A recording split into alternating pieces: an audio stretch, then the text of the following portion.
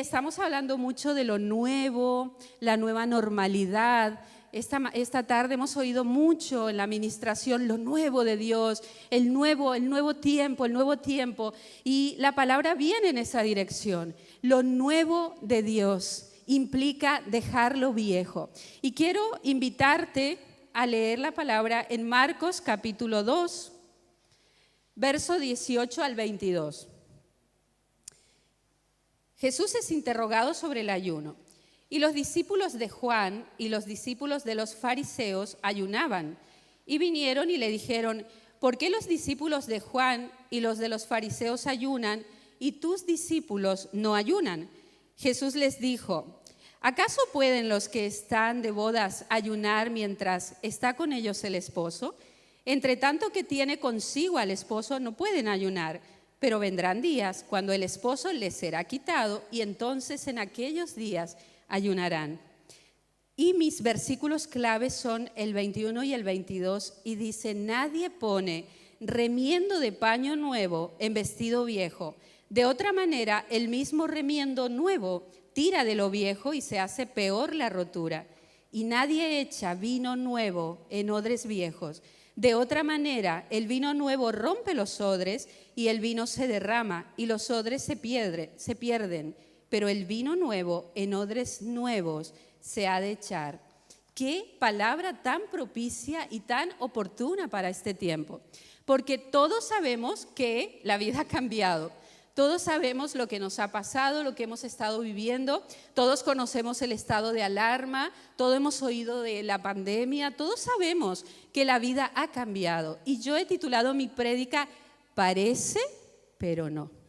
Es decir, parece que todo es igual a antes, pero no. Las cosas han cambiado. ¿Lo habéis notado? ¿Habéis notado? Yo creo que si miramos al que está al lado, nos damos cuenta, las cosas han cambiado.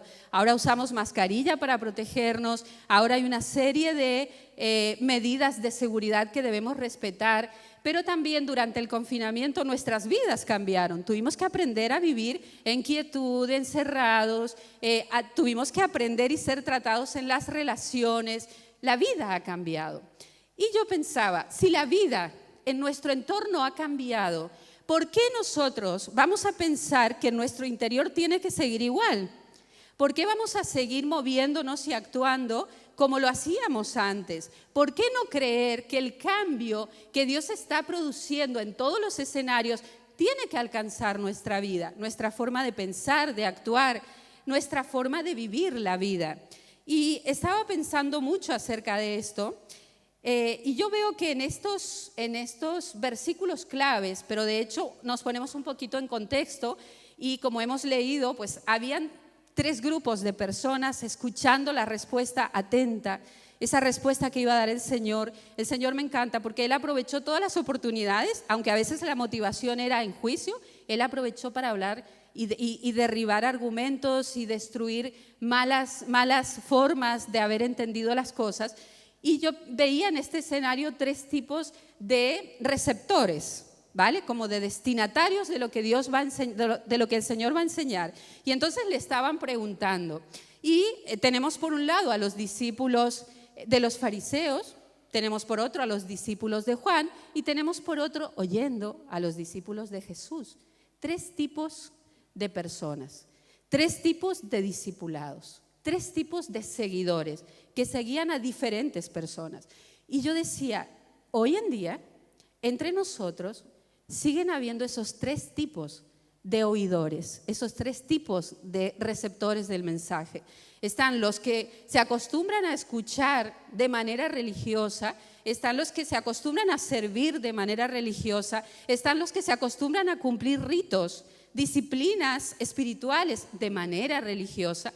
Y ellos no han entendido. Por eso cuando los fariseos vienen y le preguntan al Señor, el Señor, yo pienso que Él conoce, obviamente Él conoce el corazón de aquellos que le estaban preguntando, pero pienso que Él en su amor, Él contesta. Y cuando Él contesta y Él habla del vino nuevo, Él está rompiendo, Él está intentando alcanzar el corazón de aquellos fariseos, de aquellos religiosos para mostrarle, no se trataba de religión, se trataba de relación.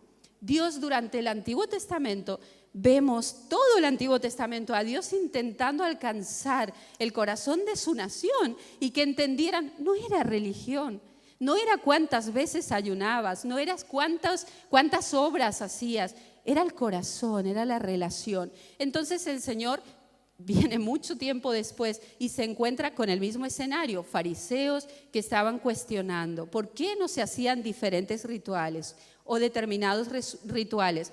Y hoy en día nos encontramos con esta misma actitud. Nosotros a veces, en nuestra propia actitud, tenemos como ese cuestionamiento y olvidamos, no se trata de obras, se trata de la relación. Por supuesto que la relación producirá obras que respaldan y muestran cómo es tu relación con Dios. Luego encontramos el siguiente grupo de discípulos, los de Juan. Ellos ayunaban, yo creo que ellos estaban escuchando a Juan el Bautista, era el que estaba abriendo camino, estaba hablando del Señor, estaba preparando la tierra, él estaba anunciando que venía el Mesías. Entonces los discípulos estaban empapados de esa atmósfera. Ellos no estaban empapados de la religiosidad, sino de lo que estaban oyendo, pero estaba faltando algo. Ellos estaban haciendo porque seguían a Juan. Pero luego tenemos el grupo de los discípulos que seguían al maestro.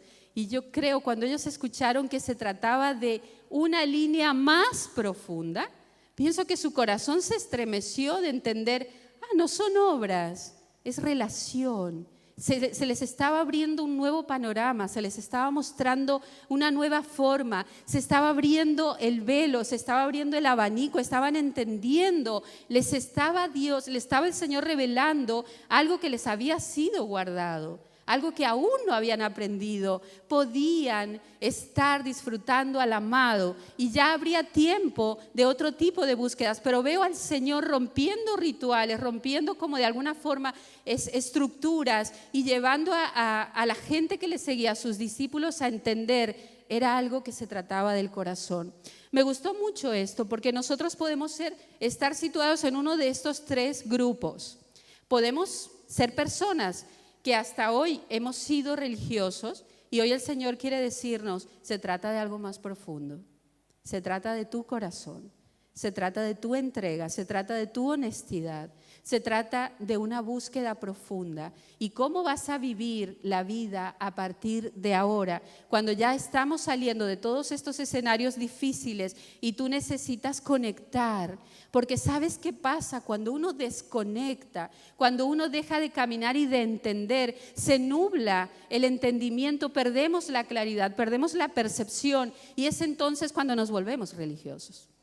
Y podemos venir a la iglesia, y podemos seguir escuchando las prédicas, y podemos hasta seguir sirviendo, pero hemos pasado al lado de los seguidores de manera religiosa.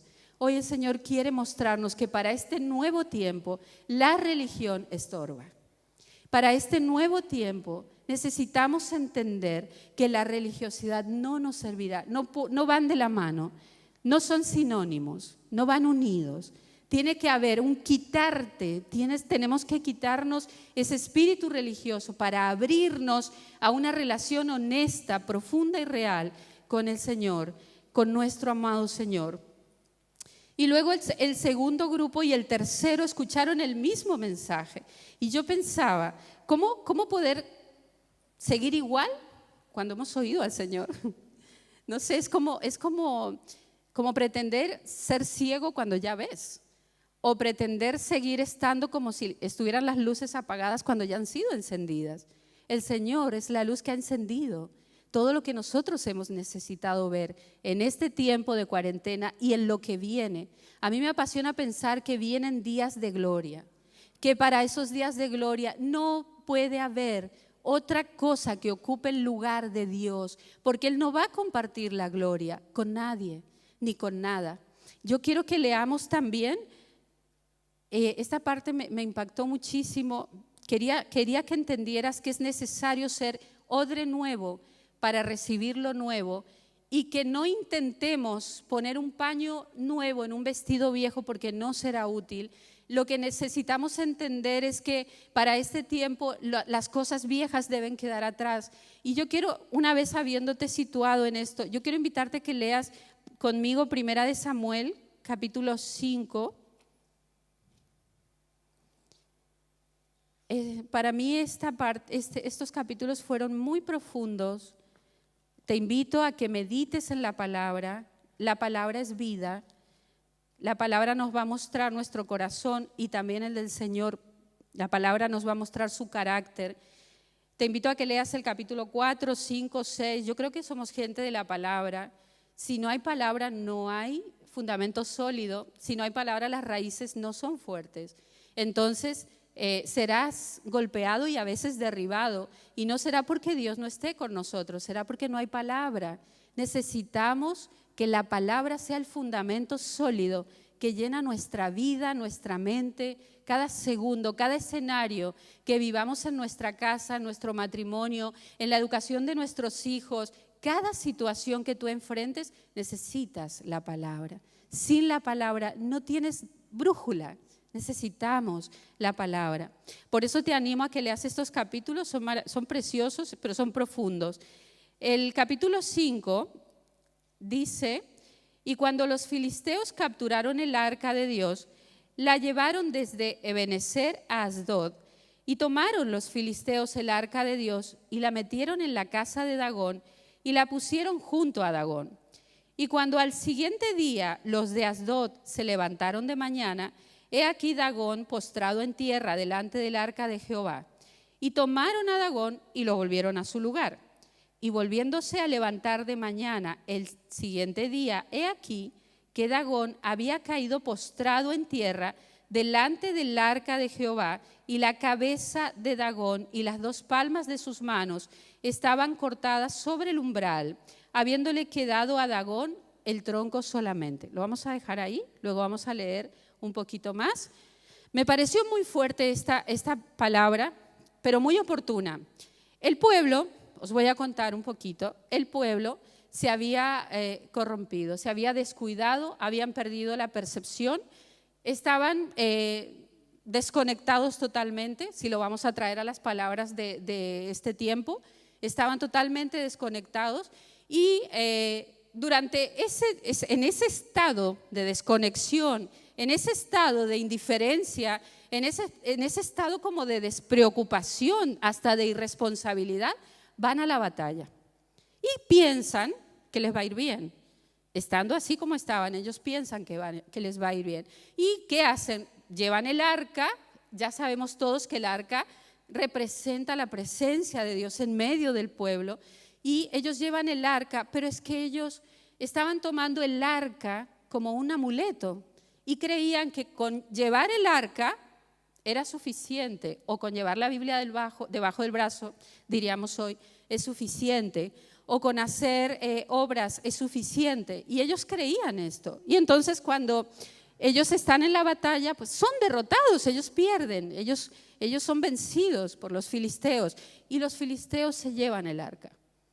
Y me dolía tanto esta escena porque la imaginaba. Los filisteos capturaron aquello que representaba la identidad de esa nación. Los filisteos capturaron aquello que representaba la presencia misma de Dios. Los filisteos tomaron lo que ellos en su descuido habían menospreciado. Es que ellos actuaron en consecuencia porque eran paganos, pero el pueblo había menospreciado, el pueblo había descuidado, el pueblo había desatendido su relación con Dios. Por eso creyeron que todo iba a ser igual, y parecía igual, pero no.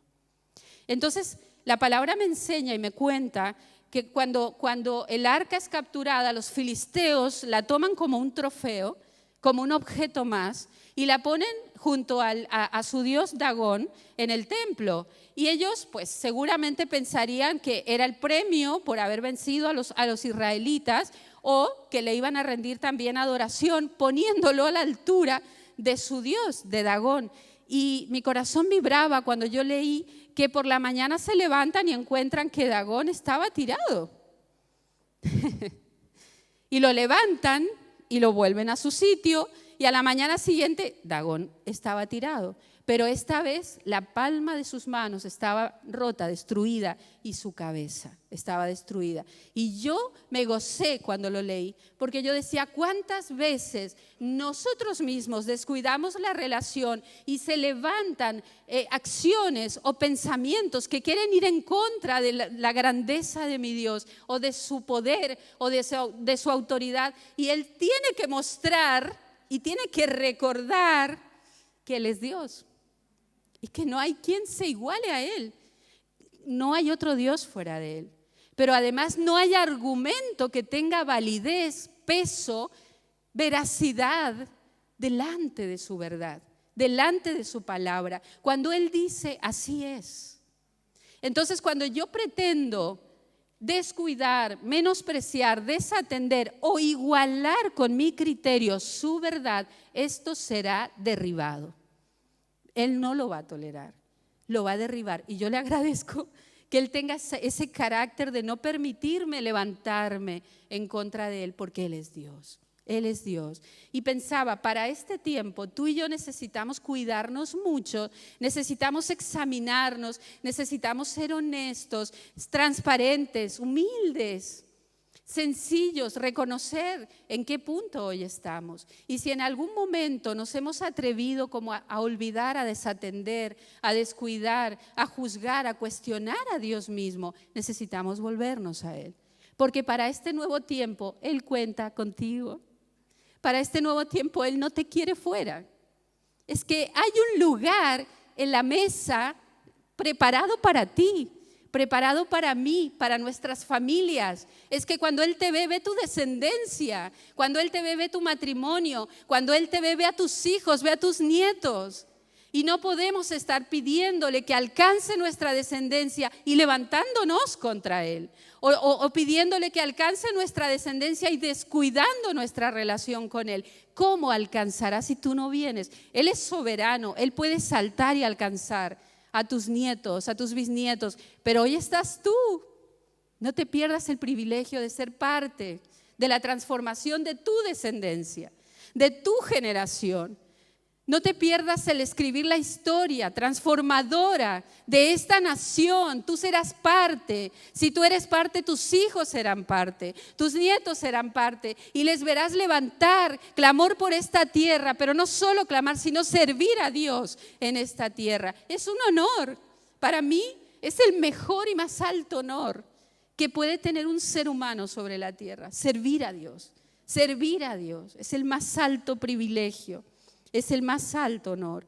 Y entonces, claro, Dagón, aparece así tirado y el pueblo dice, wow, los filisteos, Dios, porque la palabra dice, se agravó la mano de Dios contra los filisteos, se agravó. Pero Dios estaba dando una lección. ¿A quiénes? A su pueblo y al pueblo pagano. Les estaba mostrando quién era Él. Les estaba mostrando que nunca, nunca vamos a tratar lo santo y lo divino como si fuera cualquier cosa, como si fuera común y corriente. Les estaba mostrando que todo lo que se levanta en contra suyo caerá por tierra. No tengas miedo a las batallas que tienes en tu casa. Si tú estás conectado con Dios, si tú estás viviendo una comunión con Dios, si tú estás en rendición con Dios, no tengas miedo. Tu Dios derribará todo Dios que se levanta en contra tuyo.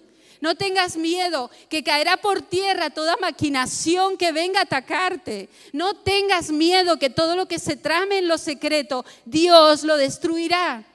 Pero el lugar tuyo como hijo y mi lugar en este tiempo es estar escondidos en Él, leales a Él, transparentes con Él, honestos con Él, rendidos a sus pies, dejándonos transformar. Me gusta, en casa estamos estudiando todas las semanas un tema y llevamos ahí un tiempo como de roces y tal y dijimos, no, esto hay que arreglarlo. Y el Señor nos llenó de proverbios. La respuesta blanda, no sé qué, no sé cuánto, y entonces los proverbios. Entonces, cuando notamos que algo pasa en nosotros, nos miramos, proverbios. O sea, no queremos nada que pueda ofender al Señor. Ese es el llamado de Dios para nosotros hoy. Nada que pueda ofenderlo.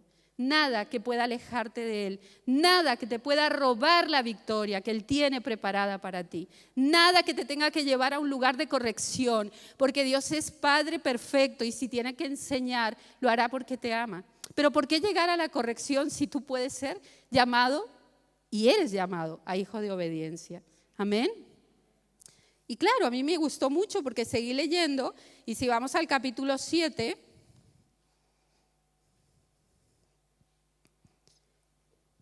permiso, mate. Vamos al capítulo 7 y en el verso 11,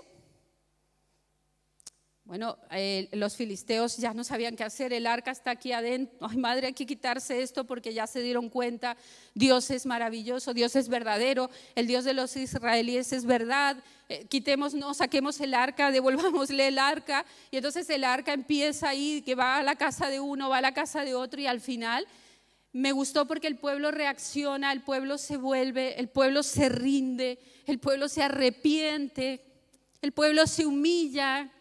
Son palabras que te marcan, arrepentimiento, humillación, volverse.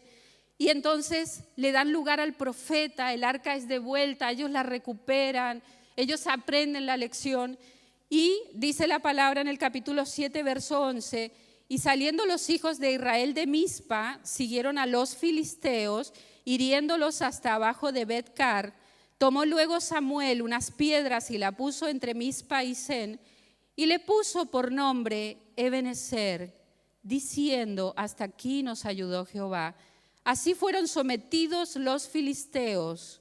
Escucha bien, así fueron sometidos los filisteos y no volvieron más a entrar al territorio de Israel. Y la mano de Jehová estuvo contra los filisteos todos los días de Samuel. Y fueron restituidas a los hijos de Israel las ciudades que los filisteos habían tomado a los israelitas desde Ecrón hasta Gad. E Israel libró su territorio de mano de los filisteos y hubo paz entre Israel y el amorreo. Tremendos versículos. El arrepentimiento produce restauración. El arrepentimiento produce victoria. El arrepentimiento produce paz. El arrepentimiento produce libertad. Entonces, ¿por qué nos cuesta arrepentirnos? Si todos los beneficios vienen cuando nosotros venimos con corazones arrepentidos al Señor, buscándole, dándole el lugar. Y me encanta porque le dieron el lugar a la palabra, le dieron el lugar al profeta que representaba la palabra. Y me gusta porque los filisteos allí en esta zona, en Mizpa, habían vencido antes a Israel. Ahí habían ganado los filisteos. Cuando los filisteos los israelitas se vuelven a Dios, otra vez van al lugar de la batalla anterior, con el mismo enemigo. Pero esta vez Israel venció, porque estaba en comunión con su Dios. Y me encanta, porque allí ellos hicieron algo simbólico tremendo, tremendo, tremendo, que si tú aprendes, si yo aprendemos esta dinámica, nunca más volveremos a perder batallas por habernos distanciado de Dios. Allí, cuando el profeta están y ellos vencen y vamos a celebrar y vamos a marcar territorio. Y entonces, ¿qué hace? Pone una piedra, Ebenezer. ¿Sabes qué dice que significa Ebenezer? Piedra del socorro. Roca del socorro, piedra de apoyo. ¿Por qué no haces que Cristo sea tu piedra de apoyo?